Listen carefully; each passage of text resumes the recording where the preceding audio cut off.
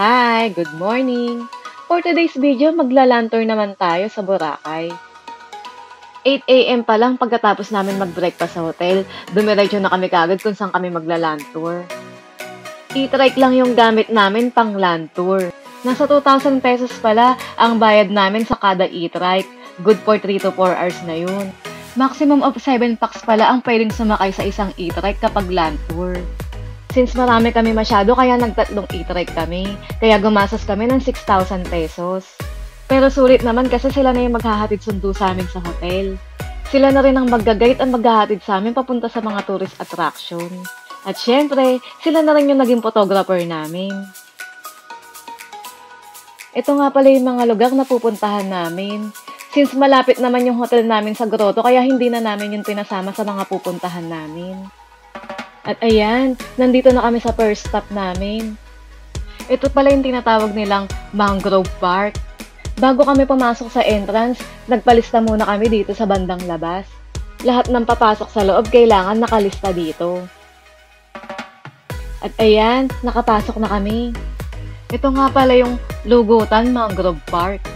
Maganda ang lugar na to, nakaka-relax. Puro mangroves at tubig ang makikita mo. Napakalinis ng lugar na ito. Tara, libutin natin. Empty streets, but I keep searching for your trace in the dark. Losing myself in the endless memories of the end right from the start. You're an obsession in my head, I can't forget your eyes. Your kiss lost breath, my skin, I feel so empty inside.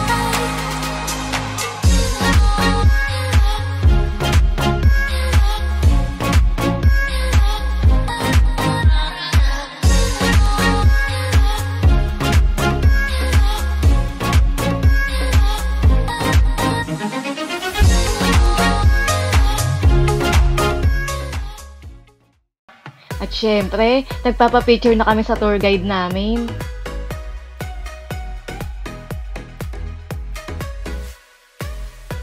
At pagkatapos namin maglibot at magpa-picture, umalis na rin kami kagad para sa susunod naming pupuntahan.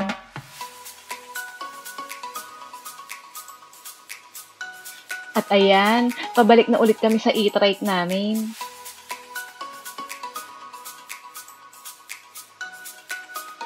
Ang next destination naman namin ay ang Bulabog Beach. At ang isa sa tourist attraction naman dun ay ang punong nakahiga. Doon sa puno na yun maraming nagpapapicture. Tara, puntahan natin. At ayan, nandito na kami sa may Bulabog Beach. At papunta na kami dun sa may punong nakahiga. At kitang-kita naman na maraming tao, kaya pumila na lang din kami para makapagpa-picture. Ito yung sinasabi kong punong nakahiga na pinipilahan talaga ng mga tao para magpa-picture.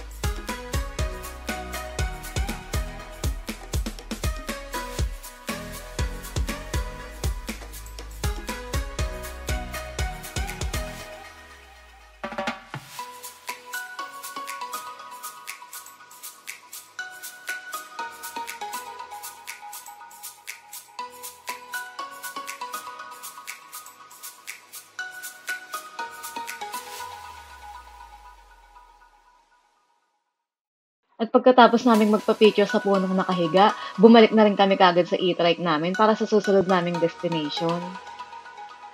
At ang next destination naman namin ay ang Sinagpa Beach. Isa yun sa magandang napuntahan namin dito sa Boracay. Sigurado mag-i-enjoy kayong panoorin. At mga ilang minutong biyahe lang sa e-trike, nandito na kami. Tara, libutin natin.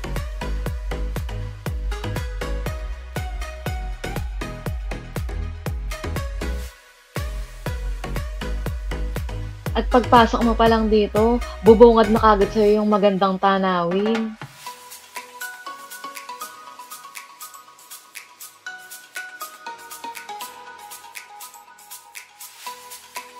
Tara, lakarin pa natin sa pinakaloob. Mas maganda yung view doon.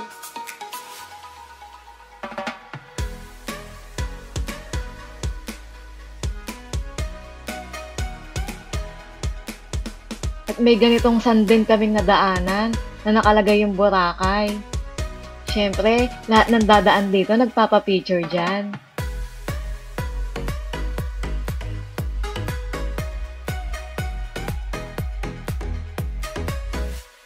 Medyo mahaba-haba din yung nilakad namin papasok sa loob. Meron ka rin palang lulusutan na ganitong butas. Ang ganda rin magpa-picture dyan. At syempre, yung driver namin sa e-trike, siya rin ang taga-picture namin dito. Parang tourist guide na din sila. In fairness naman sa mga kuha niyang picture, magaganda.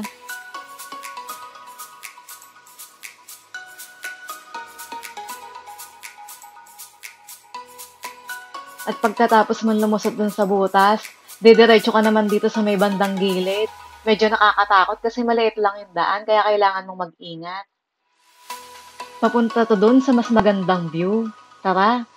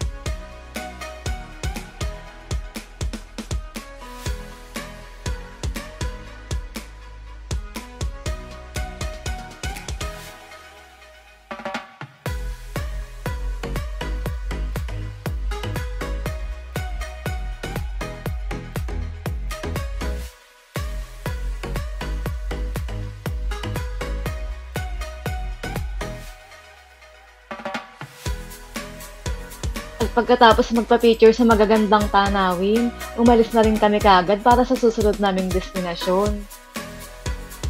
Pabalik na ulit kami sa e-trike namin. At ayan, babiyahe na ulit kami. Ang next destination naman namin ay ang Keyhole. Sa may Boracay New Coast makikita ang Keyhole. At mga ilang minutong biyahe lang, nandito na kami sa Boracay New Coast. Ang ganda ng lugar na to, para siyang isang subdivision na may magagandang hotel. Tara, pasukin pa natin sa mismong loob. At bumaba na kami dito sa may e-trike, kung saan banda malapit ang Keyhole.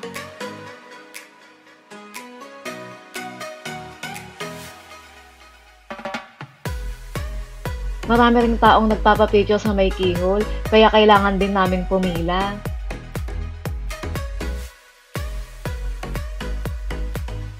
Ito nga pala yung Keyhole na sinasabi nila.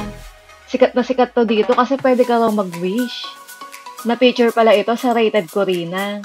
At may mga istorya daw na may mga taong sinuwerte after mag-wish dito sa Keyhole. At pagkatapos namin magpa-picture sa Keyhole, umalis na rin kami kagad at naglibot pa dito sa ibang lugar.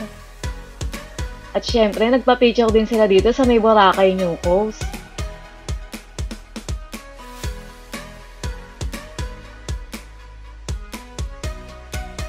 At maya-maya nga ay umalis na rin kami para bumiyahe sa susunod naming destinasyon. Ang susunod naman naming destinasyon ay ang Puka Beach. At mga ilang minuto nga ay nandito na kami sa may Puka Beach.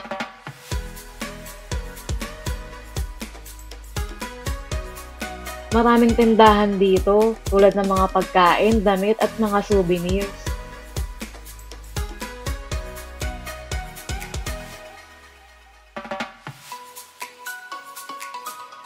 Napakaganda rin ng tanawin dito. Maganda rin yung dagat ng Puka Beach. At syempre, bago kami lumibot sa mismong dagat nila, nagpa-picture muna kami sa arko nila na Welcome Puka Beach. At pagkatapos magpa-picture sa may arko nila, naglibot na kami sa may tabing dagat. Dahil nandun yung isang tourist attraction na pinagpipicturean din ng maraming tao.